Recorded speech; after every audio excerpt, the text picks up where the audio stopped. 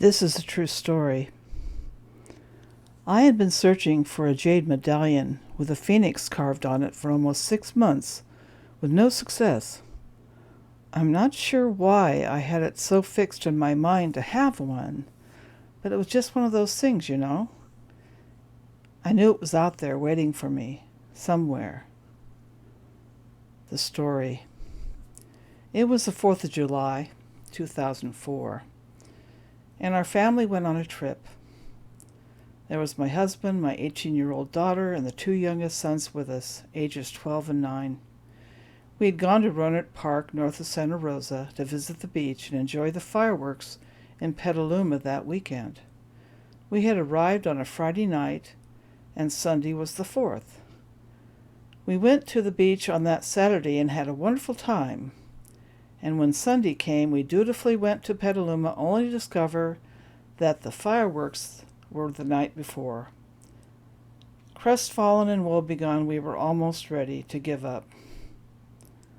I got the bright idea, which was later not considered very bright, to go to San Francisco for the 4th.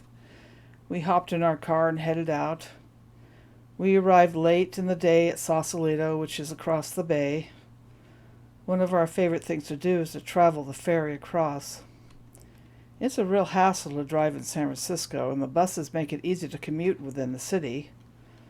The trip over was great, and the kids enjoyed it. San Francisco was mild and sunny that afternoon. We walked along the boardwalk, enjoying the street performers and vendors selling things as we went along. I would peruse the merchandise. I just knew somewhere here was my jade phoenix medallion. After inspecting what seemed like endless stalls and vendors selling everything from shark teeth to magic supplies, we finally got to Ghirardelli Square. If you go up some steps, you can get to the front of this imposing building. There were people selling things every few feet. Their portable shops only a few feet wide. Cellar after cellar lined the street, and nothing was seen that was even remotely what I knew I wanted. I gazed up at the endless corridor of sparkling whatnots and doodads. Sighing heavily, I started up the hill looking at each vendor's ware. In a glance, I could size them up. The kids wanted shark teeth necklaces. How charming. We got them all their stuff at a stall almost right smack in front of the chocolate factory. A small, jolly-looking Asian man sat behind the stall. He stood there smiling at us. I got the necklaces for the kids and then looked at the cheap stuff he had in front to sell to the less particular buyer. It was absolute junk, fake Italian picture bracelets and other imitation this or that. Except for the shark teeth necklaces, it didn't look like he had much to offer. That was when I glanced up and looked behind where he was standing. I saw a row of pendants and medallions hanging on a bar in the back of his small cart. I couldn't see what they were from where I was standing and went directly past him to the back of his cart and reached out for one. I held it in my hands. It was my phoenix medallion, made of a lovely soft green stone with a disc above it tied in a fancy knotted black cording.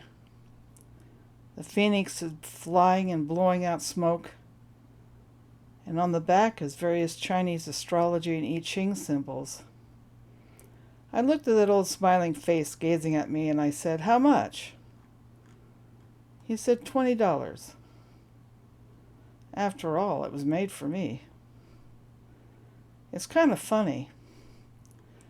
I looked at him and he looked at me. It's like we kind of knew that he was waiting for me. He knew that I knew that he knew that I knew, if you know what I mean.